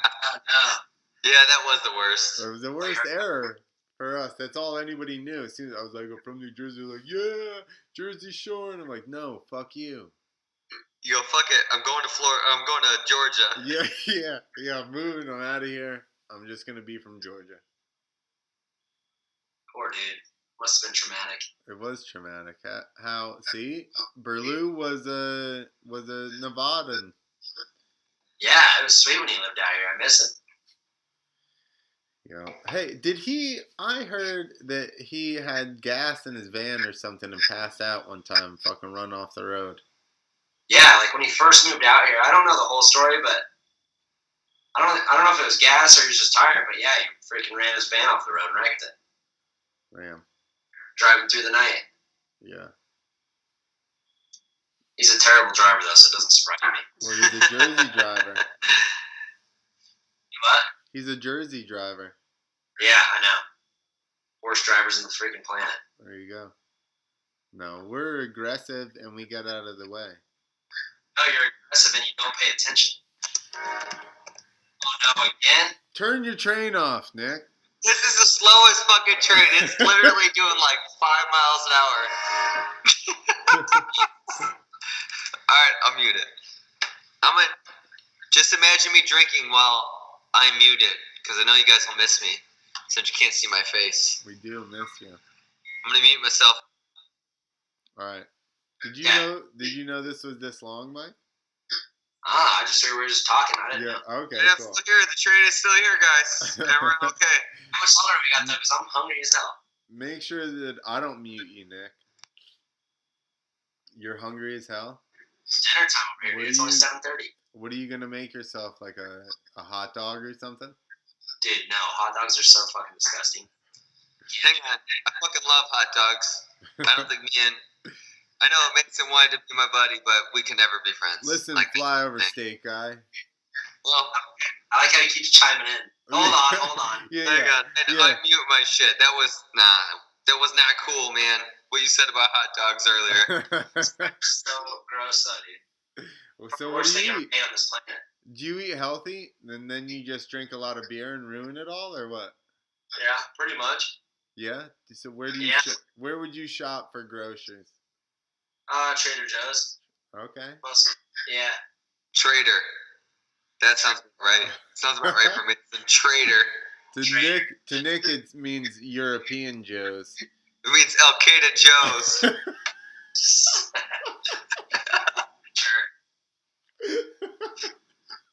Al Qaeda Joe's getting some hummus and some fucking chickpeas and shit. Hummus is chickpeas. And I ran into a burning flag. No big deal. No. Don't mess with us, Mike. We're America over here. I'll remember that. You didn't see how many hot dogs I ate the whole fucking time. America. Hot dogs are so gross. You hear how many beers he's eaten? He's had at least twice as many hot dogs. Dude, I'm literally looking at a fucking pig hauler parked outside of the office right now. Like, full of pigs. I go fucking poke one, and it's going to be a delicious hot dog. Probably within like 12 to 13 hours. Gross. What do you put on it? Relish? Not like natural relish, like bright green relish. Gnarly. Mustard, and then no fucking ketchup, you hillbillies. I hate ketchup. I don't know what. All right, good. I like ketchup. I like it a lot. Do you put ketchup on eggs, Mike? No. I do. Do you do that? I do that. If they're scrambled. Salsa. I do salsa on eggs. It's good. Salsa on eggs. Good. Ooh, it's good. that's a West thing. We put hot sauce on everything. Hey, so do you guys have the green chilies? Like they have in New Mexico? Yeah. Yeah, because See, we don't even. People out here don't even know what the fuck that is. Really? Yeah. Those are some of the best chilies, dude. Yo, have you ever been to New Jersey and seen green chili? No. Exactly. Dude, my dad asked for more mild salsa at the Mexican joint, and she goes, "That's just straight tomato sauce. If you want it, I'll get it for you." He's like, "No, this is fine." And then he bitched about how spicy it was. Dude, I remember one time I was at Berlu's house. We had some Mexican joint, and it was like a barbecue joint though. Like the chicken fajitas had barbecue sauce all over them. I'm all, how is this Mexican food? It's not spicy. It's freaking barbecue. And we're not even good at barbecue. Yeah. Forced a Mexican guy to fucking make that. Listen, here was your first problem. Going to a Mexican place in New Jersey. Yeah, Mexican food. Saying how good it was, and we went, and it was not good. 90% are not good. No, the margaritas were good though. They had that right. Thing is, we don't have a lot of Mexicans here. We have Puerto Ricans. Oh, really? I didn't know that. Yeah, they're spicy. Spicy. That's the difference. Salsa. We got Mexicans. We got real ones. They're awesome. Same. Yeah, all you guys do. We got Puerto Ricans. Yeah. They're a fucking, what do they call it? Not a haven city, but like they can go here, so they're good to go. Yeah, like, so there's a town next to where I grew up called Dover, and we used to call it Dover Rico because it was literally like nearly all Puerto Rican. Like, here's my thing: who sends out the memo to tell everybody to go to this one fucking city? Like, in this, like, they're like, hey, listen, we've already got a pretty big community. Let's all just live over there, but in this. And then your cousin's like, dude, I got the spot. Come crash it. We get wasted. Exactly. And then cousin's like, it's the shit. There's white girls everywhere. And then the next cousin comes. That's got to be what happens. I mean, how? They travel in packs, dude. What do you mean they, Mike? Good God. That's so. Who's they? You people. You people. These people are full of jackasses. Wait, we got a call coming in from Javier Villegas. Oh, really? God. Pissed. No, I'm just kidding. That'd be awesome if we could just get calls randomly. I was like, what is he calling? I would send Javier a beer just to get drunk and like call in belligerent to the fucking podcast. He's too focused. That would boost our South American numbers big time. Well, yeah. I've already talked to Fred Kielros. Well, how do you say his last name? I don't know. I don't actually know how to say it. Born to Party. Born to Party. Born to Party. That's his company. I thought that was Alvaro. No, it's Ride the Party. Sorry. I think he has something to do with it. I'm not arguing. I was just. I don't know. You may be right. But he just posted a Ride to Party hat, maybe sponsored. I don't know. But I thought that he had something originally to do with it. Yeah, I don't know. I thought that was a thing like all the Italians or whatever the hell they are started it. So the first time I met Alvaro, I was helping Javier. I think we were in Poland, and they had rented this big ass building, and they threw like a rave in it. Sick. And Red Bull had us our own room, like in the back section, so we could only get in there with our wristbands on, and we had a free bar and shit like that. So Javier introduces me to Alvaro, and then they talk about Night of the Jumps, and they said this thing on Night of the Jumps we do is Bella de Sula, and they said the actual translation to English, he said it was like no worries or whatever. He goes, but the actual translation to English is my dick sweats. Ah. So all night I was hammered. The opposite of how it works. I was wasted. So all night every time I'd see Alvaro, I'd just yell my dick sweats at him. And I think cool, man. The bell would ring. My dick sweats. I think he got he was like, this fucking guy. I was like, yo, I seen him after that, and I'm like, I need a debut shirt, and then he's like, yeah, and then I never get one. I'm pretty sure he's still mad about my dick sweating. I thought you were gonna wipe your dick with it. Yeah. This guy's got a sweaty dick. I ain't sending him. Maybe get you a new pair of underwear or something for Christmas. Yeah, I need an underwear sponsor because my dick sweats so much. Poor dick.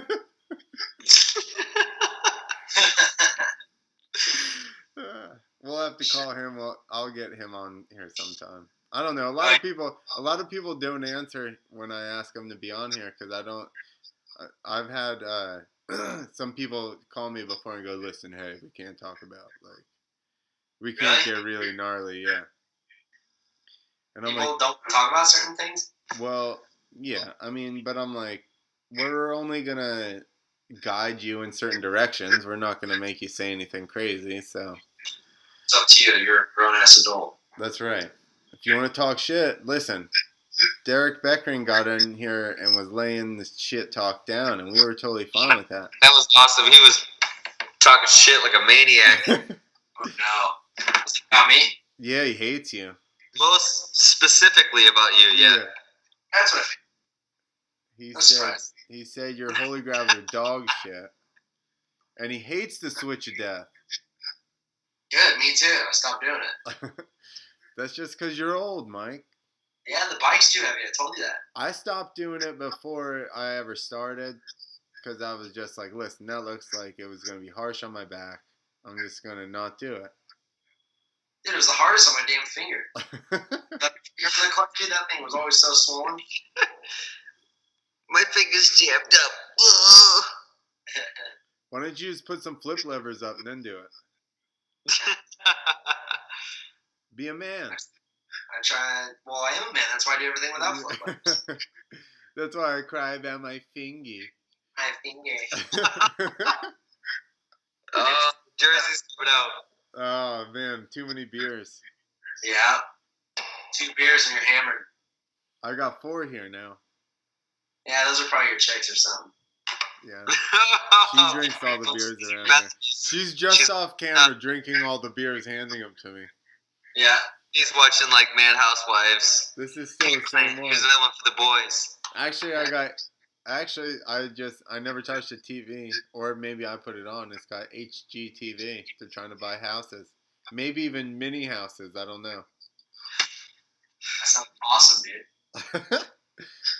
You don't want to... I don't even walk by a TV. Actually, if I see one, I run the other way. Like, I'm just like, no TV. And then I smash it. Yeah, right. Every one of his Snapchats is him sitting watching TV with his wife. She's a huge lady. She likes to fucking watch TV and lounge. Or whatever.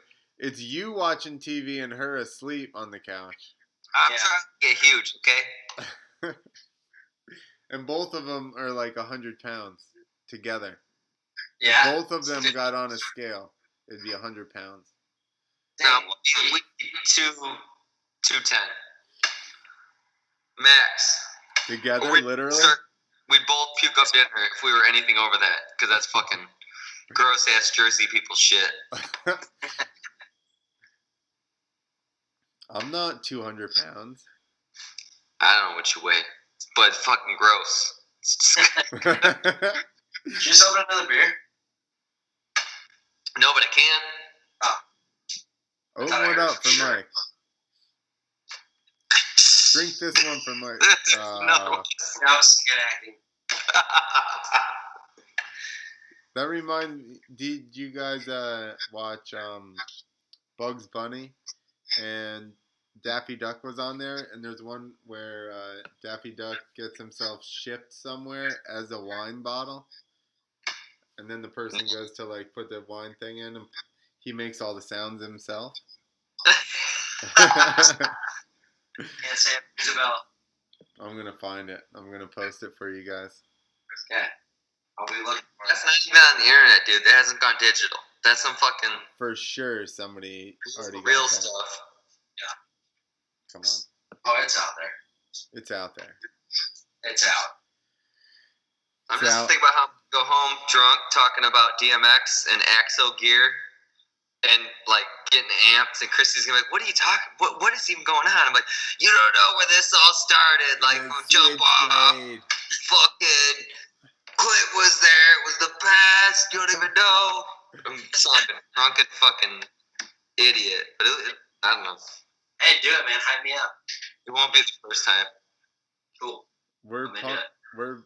We were very excited that you agreed to come on here. Hey, so did you?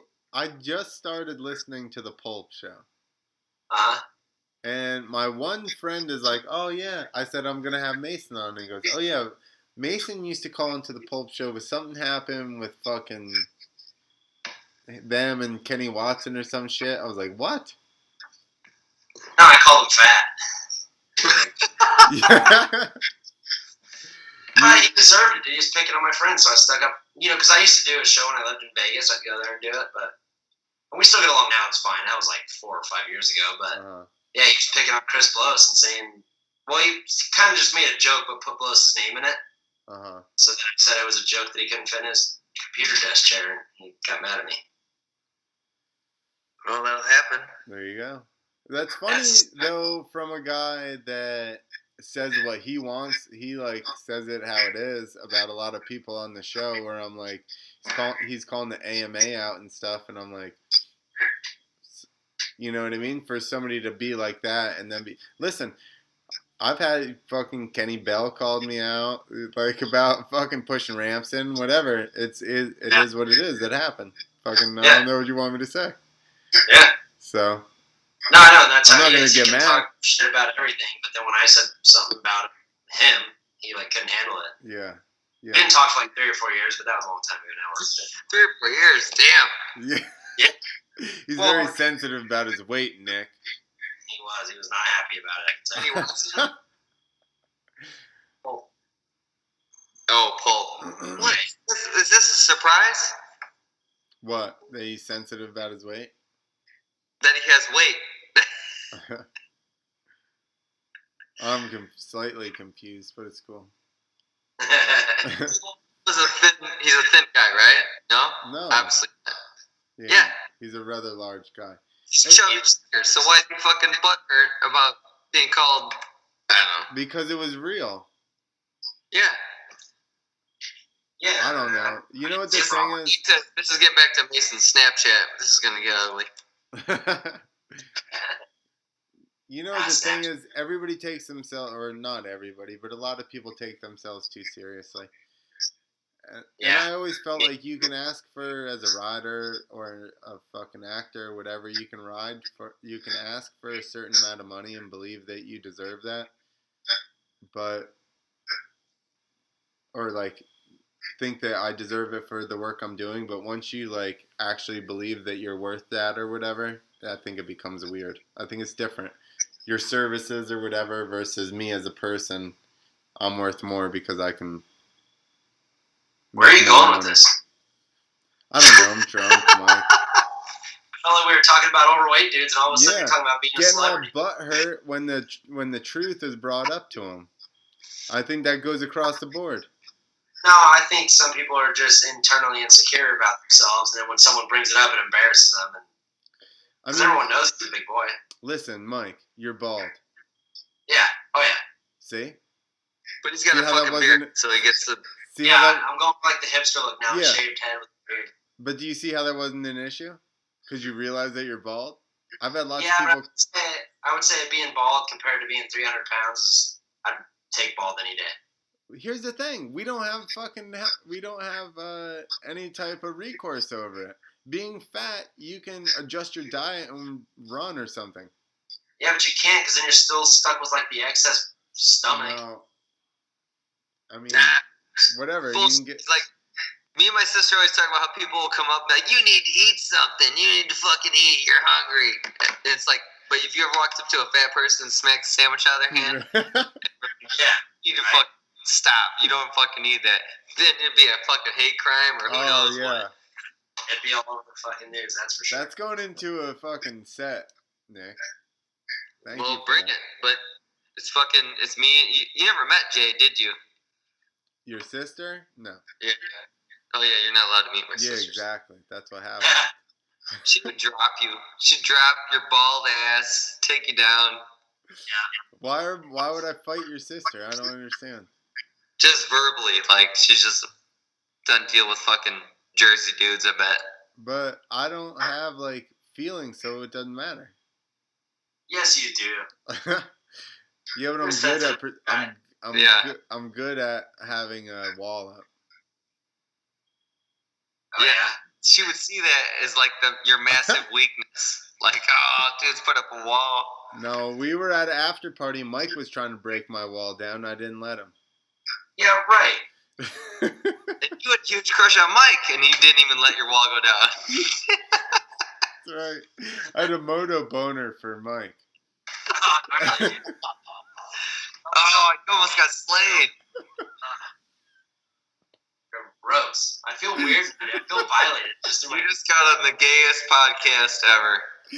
No, a Moto listen, you could show up to a sick track and get a Moto boner. No. Oh. I didn't. And it's not like I had a Moto boner for you. I had it for like your trick. You got Moto bone. You didn't even know it. Moto bone, dude, all over. I'm gonna feel so weird standing next to you next time I see you. I'm half of getting Moto bone. You didn't even know. I don't know if I've ever had a Moto bone. Mentally, you have. Listen, You've had one. I'm. This is why you need to drink during the fucking thing. The next one we do with you, Mike, you're drinking. So we talk about boners the whole time? Well, yeah, that's why. Like, normally, you would have been drinking like an hour ago, and the boner thing would have been so awkward. It would have been like, oh, yeah, boners. It wasn't awkward, though. I was actually trying to think. I'm like, really speaks with the Moto. Double trick. It's fucking awkward as shit. Yeah, you met somebody in the beginning of your career, and you were like, Moto boner. Clint, you can't say that. What do you mean? This is. It would have been over like a promo chick or something, though. It wouldn't have been over like standing next to you. That's a regular boner. Yeah, well, I'm still in the Moto event, though, dude. It's a Moto event. No. No, it's like a proverbial like a wheelie boner with your bike, but it's in your crotch. You know what I mean? You feel it out. You know you did. Crickets. I'll think about it. Yeah, like how about the first time you went to film for like Schweitzer for a film, and you're like, oh, dude, I can't believe I'm about to shred this fucking sick ass hillside for a red camera, Moto boner. Yeah, I mean, if you put it that way. There you but go. I didn't sit there and drink with Schweitzer at the AFMXA thing, and he was like, oh, I'm getting called for an award. And I was like, I had a Moto chub, not a Moto boner. Just chub. Just chub. But it's not. It has nothing to do with your actual dick, Mike. Oh, it doesn't? No, just your Moto dick. I don't have a Moto dick. You do have a Moto dick. You love Moto. You fucking love Moto. So you have a Moto dick. Dude, I seen you. Yeah, okay, listen. The first time you sat down and had a conversation with Denny Stevenson, you were all Moto boner. I seen you Moto boner all over his fucking Instagram the other day. You're like, you were on fucking Pulp. It was awesome. It was a good show. I agree. I had a Moto boner myself. Those guys were fucking chicken. Come on, my first race. I had a KX80 with number 20 on it. Come on. That's sick. And some purple fucking gear. Exactly.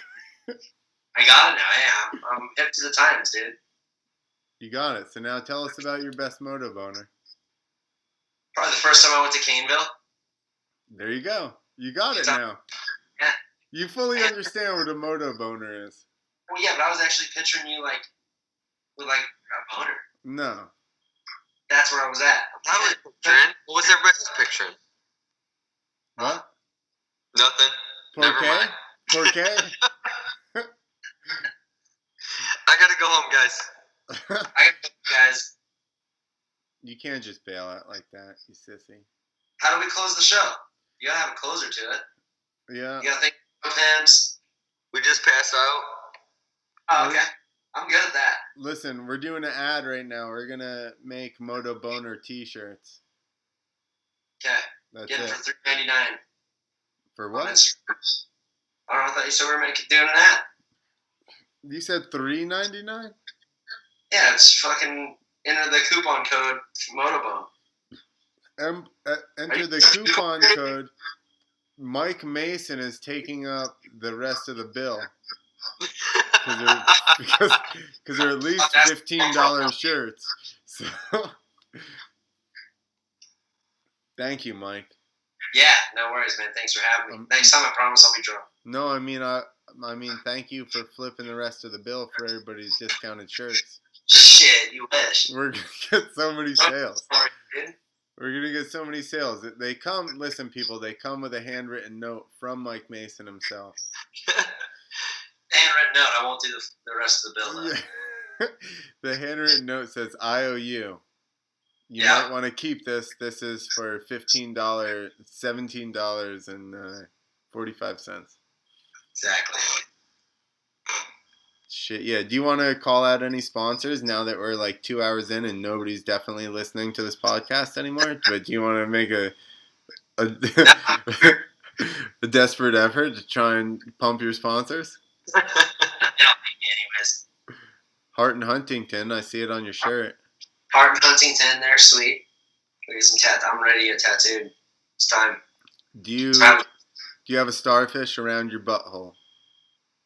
No, just the skin pattern, not the actual tattoo. Would you ever consider getting a starfish tattooed around your butthole? No, because I would not wish any artist ever gets that job with me. It's disgusting back there.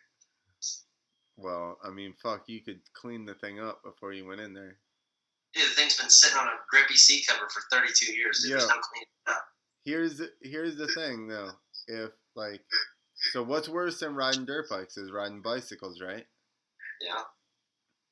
If it's so bad, how come Sheryl Crow never wrote a song about Lance Armstrong's taint? Because you know that thing was leathery as fuck. She never messes with it. She's one of those boring girls. She just stayed away from the taint. And she's like, well, he only had one nut anyway, so it wasn't too exciting past the shaft. I feel like that's more intriguing, though. The rest of us all have 2 nuts. Yeah, just be boring. Maybe make her dig deeper, and then she's like, whoa, leathery taint. Oh, dude, it's so hard. It's got a callus on it. This is good. The most gay of all podcasts. Yeah, I think it's my dinner time, boys. All right. Look, don't check your Instagram. It's cool. I won't check it. There's gonna be moto boners all over that Instagram. Yeah, there is gonna be. I can feel it. you can feel his moto boner coming on. Yeah, it's there. I know what it is now. Sucks when it's like dinner time and then it's like blackout time for the rest of us. Yeah, like you guys got bedtime. I'm hungry. It's a weird time in our lives. Yeah, we've crossed paths at a weird moment. We're in the future, Mike. Yeah, you guys are. You're 3 hours ahead or whatever it is. 2, I don't know. Well, we're different, but it's whatever. All right, we're signing off. You guys don't have to know. Well, I'm gonna sign off online. Okay. Everybody go buy eMOTOcons because I need to pay for my leg. Still bitching about that leg. Yeah. I'm still paying for it. All right, I'm signing off. Later, Mason.